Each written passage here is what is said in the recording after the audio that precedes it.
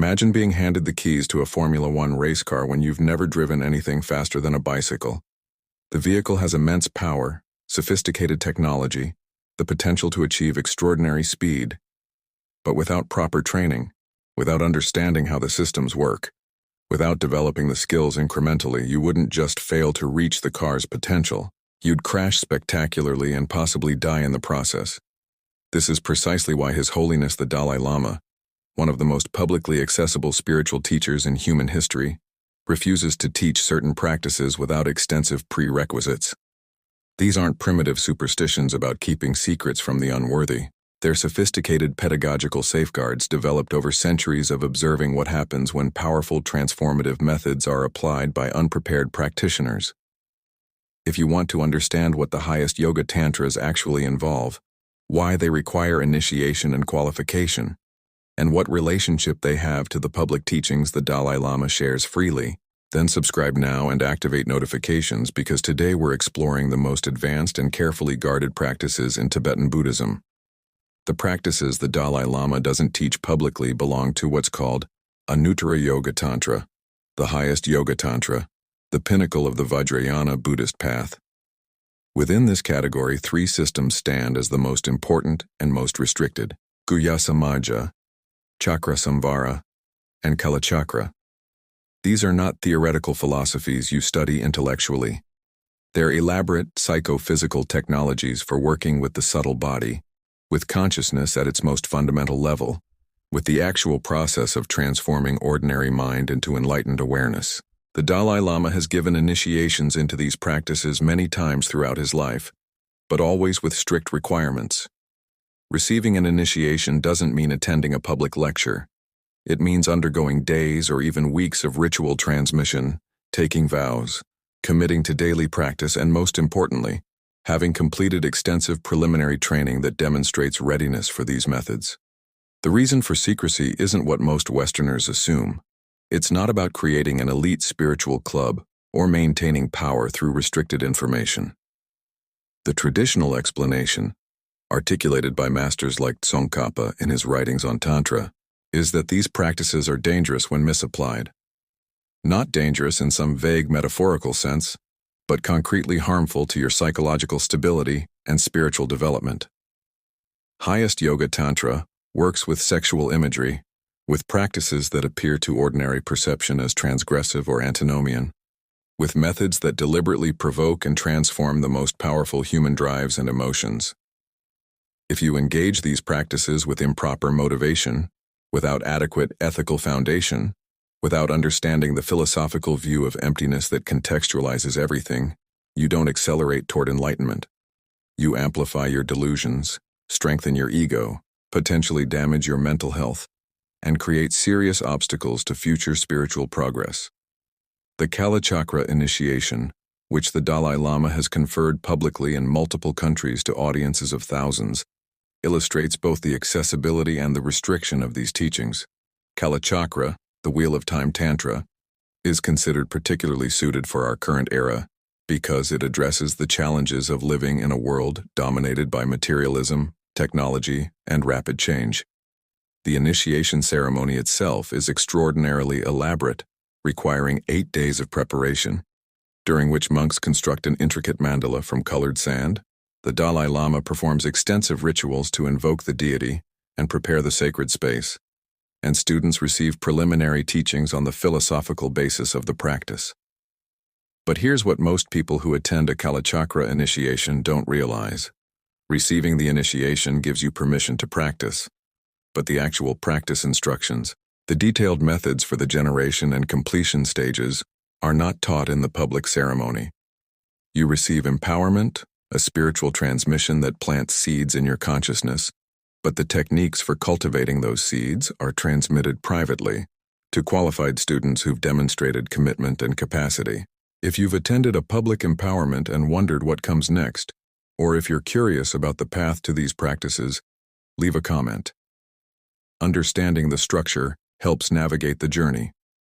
Let me explain what the generation and completion stages actually involve, staying within the bounds of what can be shared publicly, while conveying why these methods are so powerful and so carefully guarded. The generation stage, found in all Highest Yoga Tantra systems, involves deity yoga at an extraordinarily sophisticated level. You don't just visualize yourself as an enlightened being as you might in lower tantras. You engage in elaborate imagination of yourself as the deity within a mandala palace surrounded by retinue figures, each representing aspects of enlightened consciousness. You visualize in precise detail the deity's body, ornaments, implements, throne, and environment. You imagine the deity's enlightened qualities as actually present in your being. This isn't pretending or make-believe. It's a method for disrupting your habitual self-image, for short-circuiting the constant reinforcement of ordinary identity, for training your mind to operate from the assumption of already being enlightened, rather than seeking enlightenment as something distant and separate. But the generation stage, complex as it sounds, is merely preparation for the completion stage, where the actual transformation happens. The completion stage practices of Highest Yoga Tantra work directly with what Tibetan Buddhism calls the subtle body, the system of channels, energy winds, and drops that are the interface between mind and physical form. These aren't metaphors. From the Tibetan Buddhist perspective, they're as real as your nervous system and circulatory system, but operating at a more subtle level of embodiment. Through specific yogic techniques that are only taught after initiation and extensive preliminary practice, you learn to dissolve the energy winds into the central channel, to gather them at specific points called chakras, to cause the drops to move in ways that generate progressively subtler states of consciousness. The goal is to access what's called the clear light mind, the most fundamental level of awareness that ordinarily manifests only at death. Guhyasamaja, the secret assembly tantra, is classified as Father Tantra because it emphasizes the method aspect, particularly the development of the illusory body. According to the teachings preserved at Study Buddhism and transmitted through the Gelug lineage that the Dalai Lama heads, Guhyasamaja contains tremendous detail about working with energy winds within chakras and channels to reach the subtlest level of mind and to transform the subtlest energy wind into an illusory body, which becomes the immediate cause of a Buddha's form body.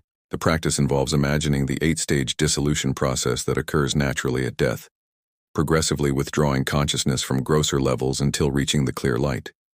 During completion stage practice, you're training to do consciously and deliberately what normally happens only when dying.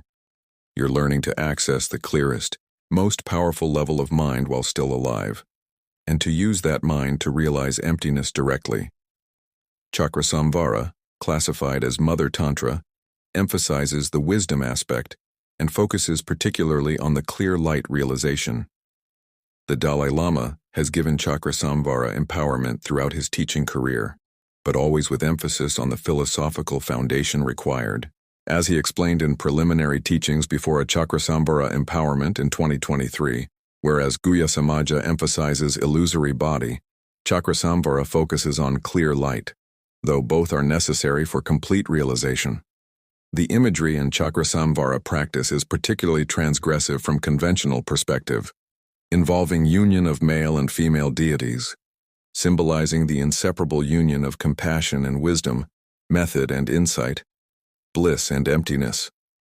Without proper understanding of the symbolic meaning, without grounding in the view of emptiness, these visualizations can be catastrophically misunderstood as endorsing ordinary sexual activity, or as magical thinking about achieving enlightenment through ritual behavior. Click the like button if you're beginning to understand why these practices require careful transmission and preparation, rather than being shared in public lectures or books.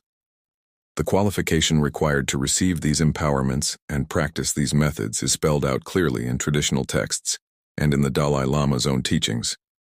First, you must have stable foundation in the common path. The practice is shared across all Buddhist traditions. This means understanding the Four Noble Truths, having genuine renunciation of samsaric existence, maintaining ethical conduct through observing precepts.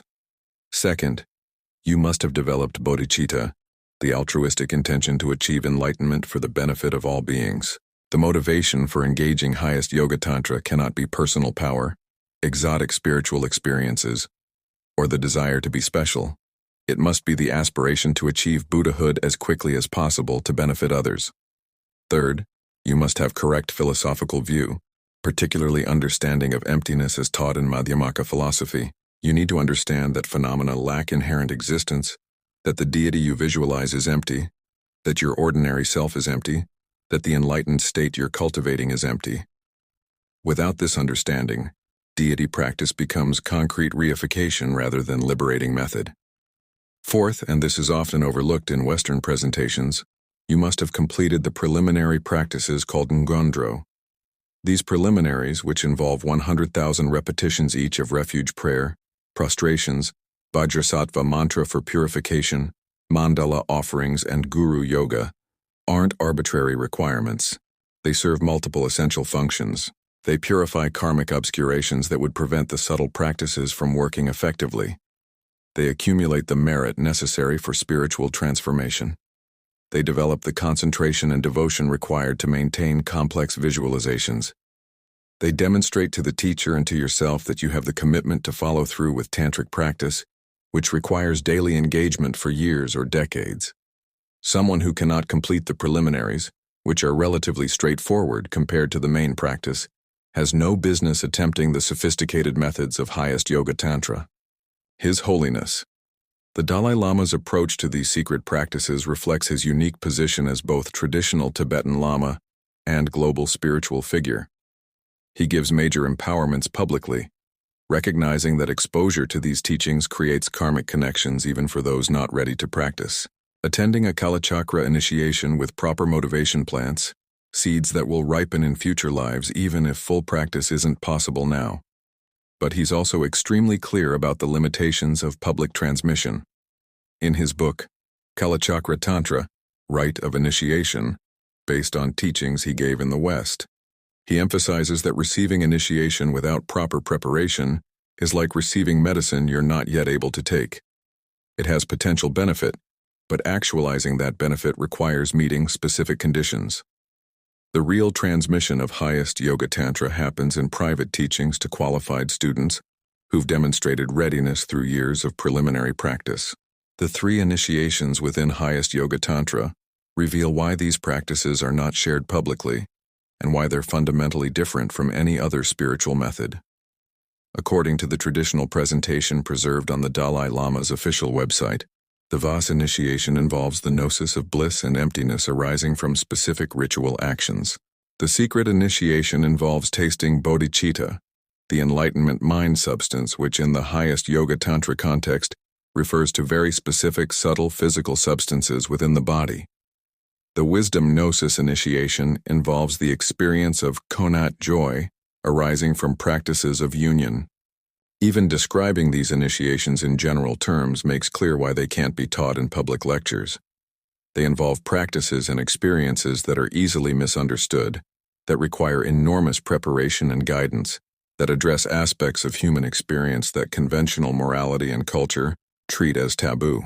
Share this video with serious practitioners who want to understand the structure of tantric training and why certain teachings remain restricted. The relationship between the public dharma the Dalai Lama teaches freely and these secret practices is crucial to understand. They're not separate paths or contradictory approaches.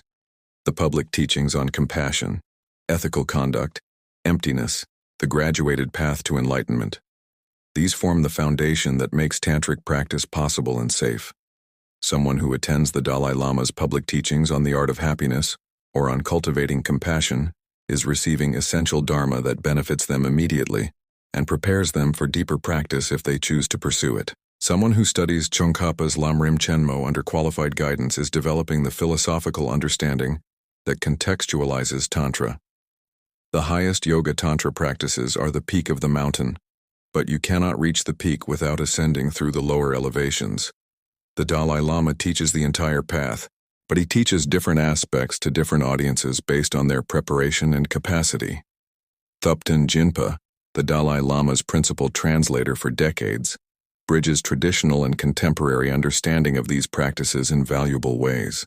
He emphasizes that the secrecy isn't about information restriction in the modern sense. In an age when tantric texts are published and available online, when detailed descriptions of practices can be found in academic books, the real secret isn't the words or even the visualizations. It's the actual transformation that occurs through proper practice under qualified guidance with appropriate preparation. You can read detailed descriptions of Guhyasamaja practice, but reading doesn't give you the empowerment, doesn't create the karmic connection to the lineage, doesn't provide the transmission that allows the practice to work. The secret is experiential, not informational. It's protected not by hiding texts, but by recognizing that the practices only function when engaged properly. The danger of engaging these practices without preparation shows up in documented ways. Western Dharma centers have seen cases of practitioners who received initiations without adequate foundation and developed serious psychological problems when they tried to practice. Working with sexual energy, with dissolution of ego boundaries, with practices that deliberately provoke strong emotions and sensations, requires exceptional stability. If you have unresolved trauma, if your ethics are shaky, if your motivation is impure, if you lack grounding in emptiness view, these practices can amplify your confusion rather than clarifying it. You might have powerful experiences but interpret them egoically as signs of accomplishment rather than as passing phenomena to observe without grasping. You might develop spiritual pride, believing you're more advanced than others because you have secret empowerments. You might use the practices to bypass genuine psychological work or to avoid ordinary responsibilities. All of these are well-known pitfalls that careful traditional training helps prevent. The completion stage practices, which are the actual transformative core of Highest Yoga Tantra, involve techniques that are simply not safe without direct supervision. Learning to work with channels, winds, and drops. Learning to gather energy at specific chakras. Learning to cause the drops to reverse their normal flow. These practices can cause physical as well as psychological harm if done incorrectly. The traditional system requires the student to meet regularly with the teacher, to report experiences, to receive adjustments to the practice based on what's arising. There are specific signs that indicate progress and specific problems that indicate you're practicing wrongly and need correction. Without this close guidance, you're essentially experimenting on yourself with powerful techniques you don't fully understand. This is why the Dalai Lama doesn't publish detailed completion stage instructions or teach them in public settings. They require individualized transmission and ongoing supervision. What questions are arising for you about the relationship between public teaching and secret transmission? Share in the comments to deepen understanding. Longchen Rabjam, writing about the relationship between Tantra and Dzogchen, the highest teaching in the Nyingma tradition, made clear that elaborate tantric practices are skillful means for those who need them, but they're not the only path to realization. For practitioners with particular karma and capacity, the direct approach of Dzogchen, recognizing the nature of mind without generation or completion stage practice, is more suitable. The Dalai Lama, though trained primarily in the Gelug tradition, which emphasizes gradual tantric path, has also studied and practiced Dzogchen under Nyingma masters. His approach to secret teachings reflects awareness that different methods suit different individuals.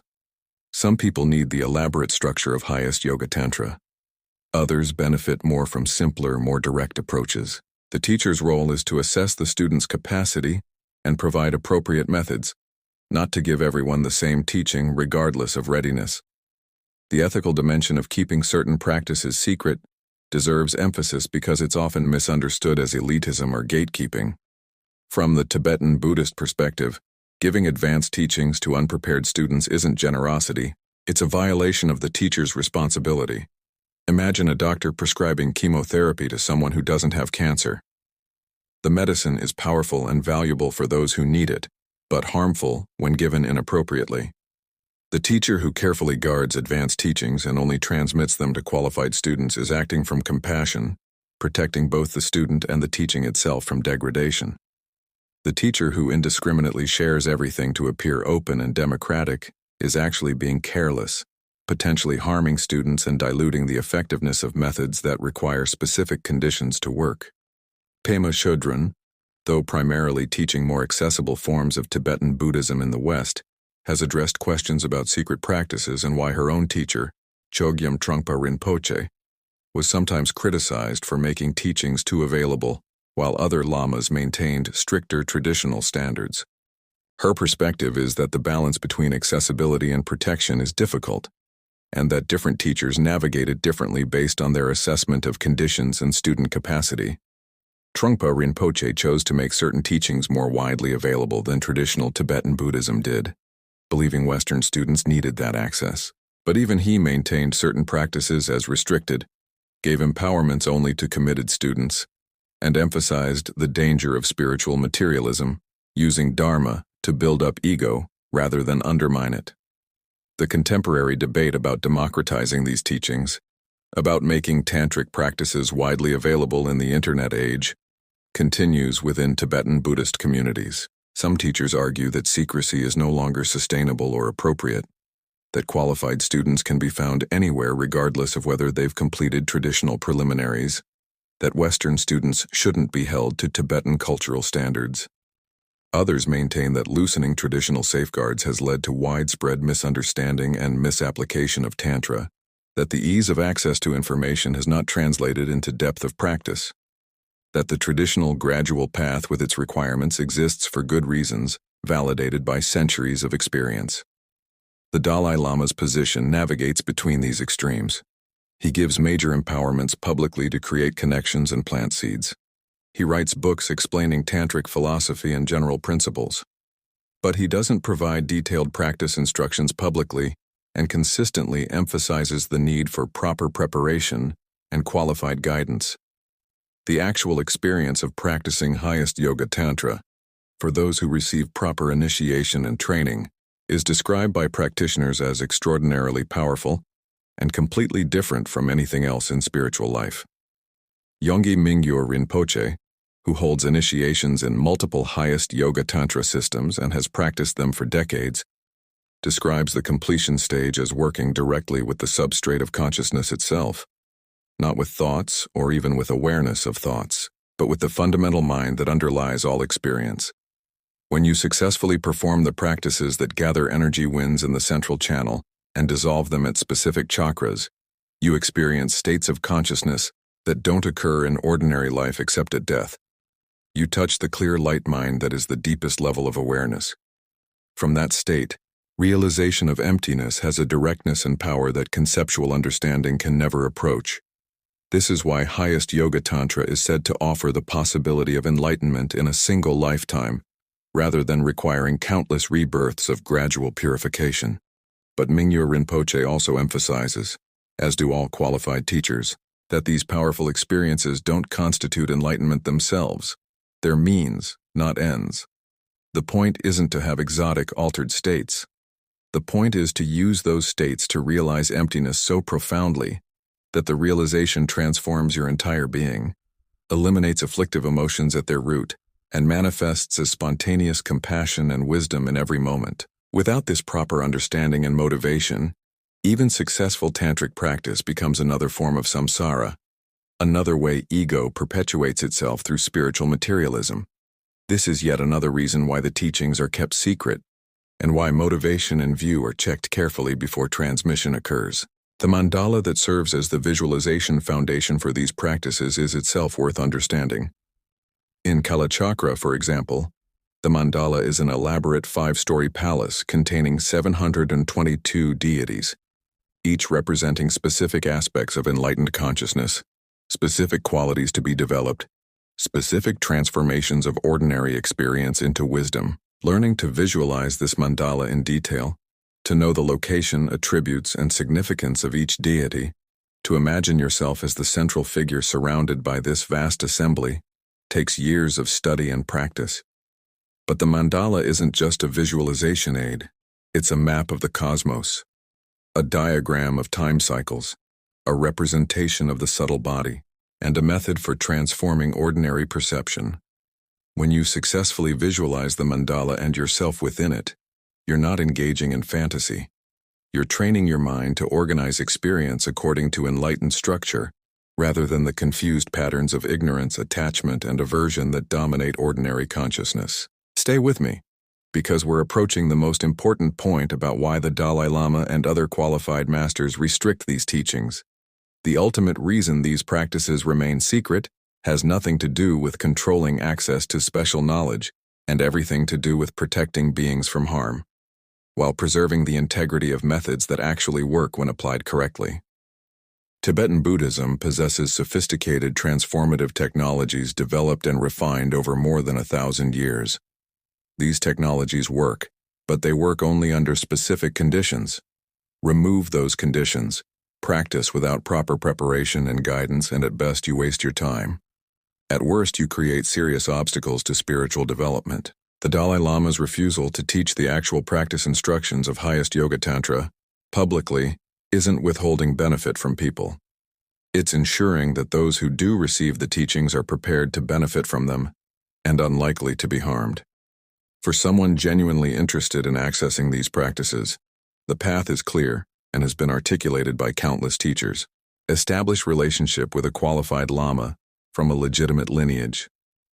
Study the foundational teachings on 4 noble truths: renunciation, bodhicitta, and emptiness. Engage in preliminary practices under guidance. Take and keep precepts that establish ethical foundation. Develop meditation practice, both calm abiding and insight. Serve the teacher and the Sangha.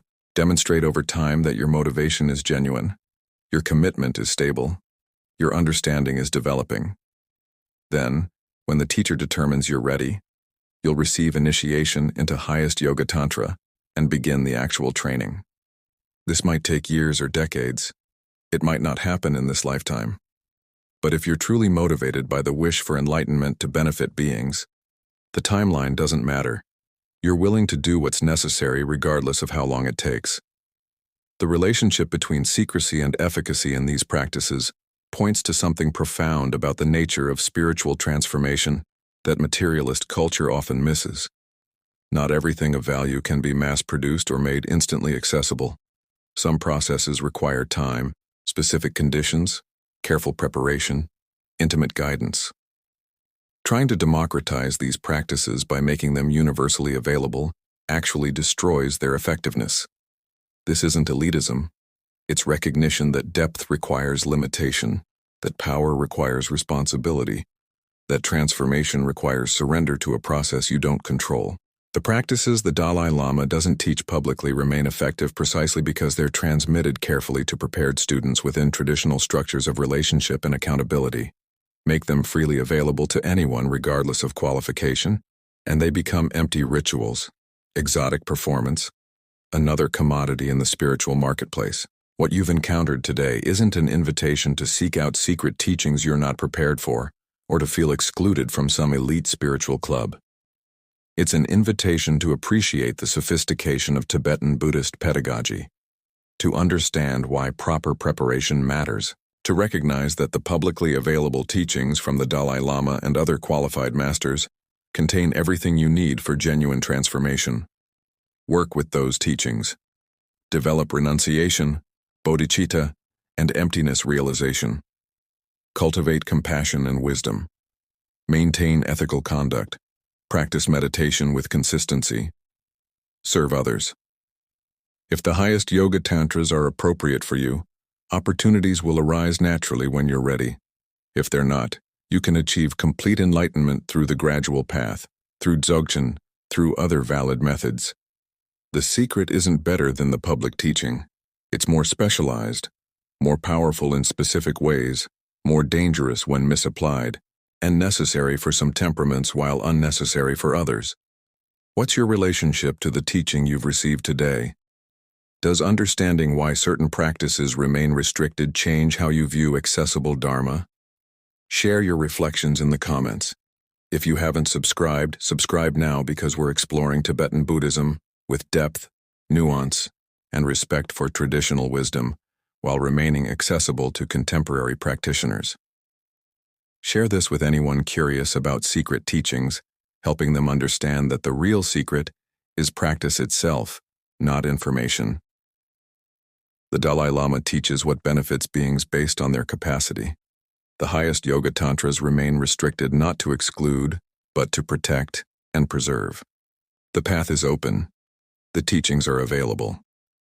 The question is whether you'll engage with what's offered at your current level, rather than grasping for advanced practices you're not ready for.